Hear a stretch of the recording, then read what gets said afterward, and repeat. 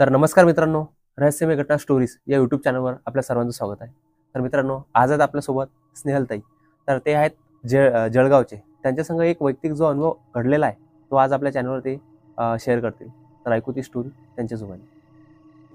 नमस्कार, माझं नाव स्नेहल पाटील. मी माझ्यासोबत जी घटना घडली आहे ती माझ्या डिलिव्हरीच्या वेळेची आहे. ती आज या चॅनलच्या माध्यमातून मी तुमच्याशी शेअर करणार आहे. आणि मी मूळ राहणारी आहे सस्ती वाडेगावची.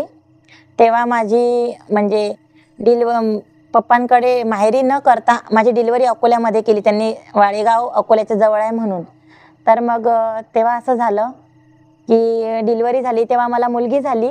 मुलगी होऊन मला 5-6 दिवस हॉस्पिटलमध्ये ठेवल्यानंतर माझा भाऊ मला घ्यायला आला आणि आम्ही घरी गेलो. त्यानंतर घरी गेल्यानंतर पप्पांचं घर साधारण होतं आणि उन्हाळ्याचे दिवस असल्यामुळे खूप गरम होत होतं. तर पप्पांचं घर मातीचं होतं. तर त्यामुळे पप्पांनी बाजूचं घर आहे ना ते रेंटने घेतले. तर तेव्हा असं झालं की ते रेंटनं जे घर घेतलेलं आहे ना ते हायवेच्या जवळ होतं. म्हणजे तिथे नेहमी असे ॲक्सिडेंट होतच होते. खूप ॲक्सिडेंट झालेले आहे तिथे. तर मग म्हणजे कसं 5-6 दिवस मी तिथे राहिली. मला असं काहीच वाटलं नाही की काय आहे काय नाही. छान राहिलो, जेवण वगैरे करायचो.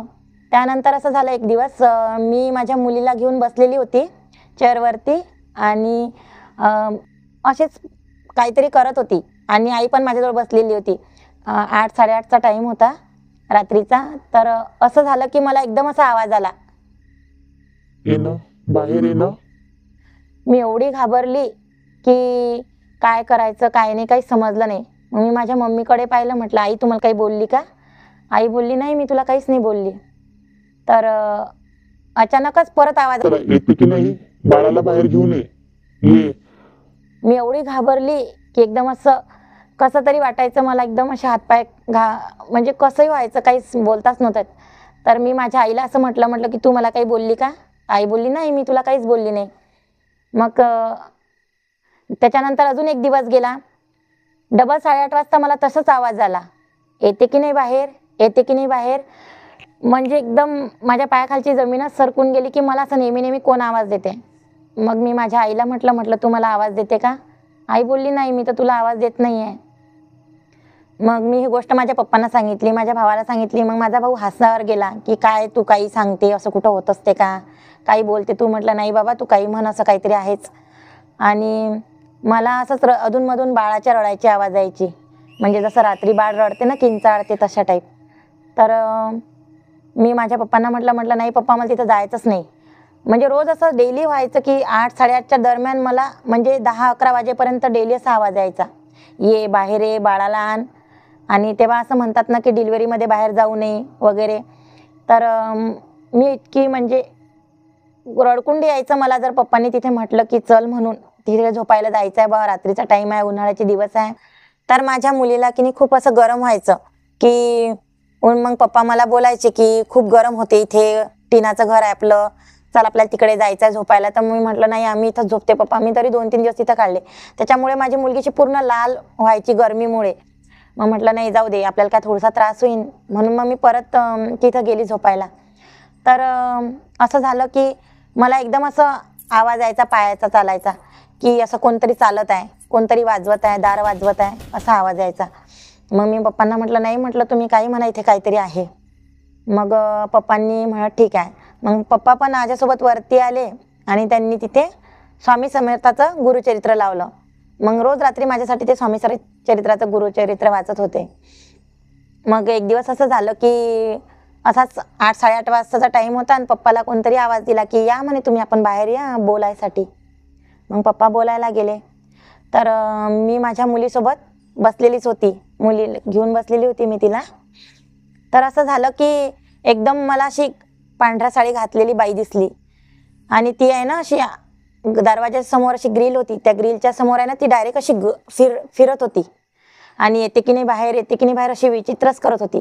तर मी डायरेक्ट अशी लटलट कापून मुलीला घेऊन अशी डायरेक्ट खाली बसली कोपऱ्यात आणि जोरजोरात किंचाळत होती पप्पा पप्पा पप्पा. माझे पप्पा धावत आले. त्यांनी मला पकडलं, पाणी वगैरे पाजलं. काय झालं म्हटलं नाही मला असं विचित्र दिसलं. म्हटलं तुम्ही मला इथं राहायचंच नाही आहे. मग तू काही बोलते? म्हटलं नाही पप्पा. मला इथे राहायचंच नाही आहे म्हटलं, मला कसं तरी होऊन राहिलं. मग मला त्याच्यानंतर त्यांनी डॉक्टराकडे नेलं तर मी एवढी घाबरलेली होती की मी डायरेक्ट 8 ते 15 दिवस म्हणजे मला डायरेक्ट भरती करावं लागलं, एवढी माझी तब्येत खराब होती. मग माझ्या भावाला आणि माझ्या पप्पांना असं वाटलं की बा डिलिव्हरीमध्ये असं होऊ शकते, ही घाबरलीशीन कशाला ना कशाला. तर त्याच्यानंतर माझ्या घरचे आले आणि मला घेऊन इकडे आले, म्हणजे माझ्या सासरी आले, मला सस्ती वाडेगावला घेऊन आले.